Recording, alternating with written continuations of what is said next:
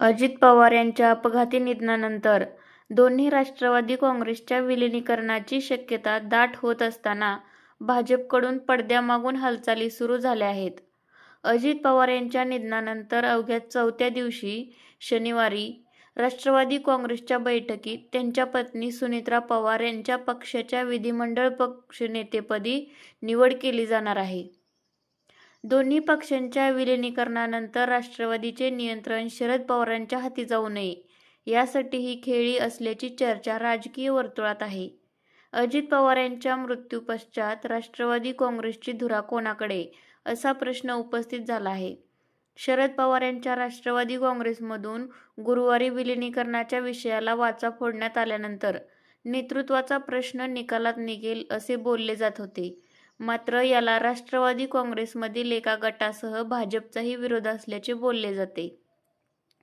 अजित पवार यांच्या पक्षावर सुनेत्रा पवार यांचा वरचष्मा राहील या दृष्टीने भाजपने सारी व्यूहरचना केली आहे. सुनेत्रा पवार यांची राष्ट्रवादी विधिमंडळ पक्षाच्या नेतेपदी निवड करून लगेचच त्यांचा उपमुख्यमंत्री म्हणून सरकारमध्ये समावेश केला जाईल.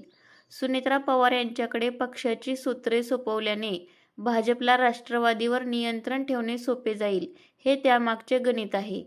राष्ट्रवादीचे नेते प्रफुल्ल पटेल, छगन भुजबळ, सुनील तटकरे यांनी शुक्रवारी मुख्यमंत्री देवेंद्र फडणवीस यांची भेट घेऊन पक्षाच्या भवितव्याबाबत चर्चा केली.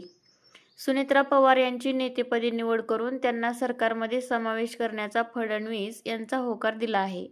राष्ट्रवादीच्या विलिनीकरणाची चर्चा गेली अनेक दिवस सुरू आहे.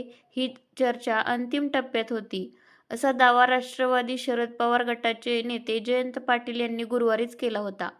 विलिनीकरणाची प्रक्रिया लवकरच पूर्ण होणार होती व तशी अजित पवारांशी चर्चा झाल्याचेही शरद पवार गटाकडून सांगण्यात येत आहे.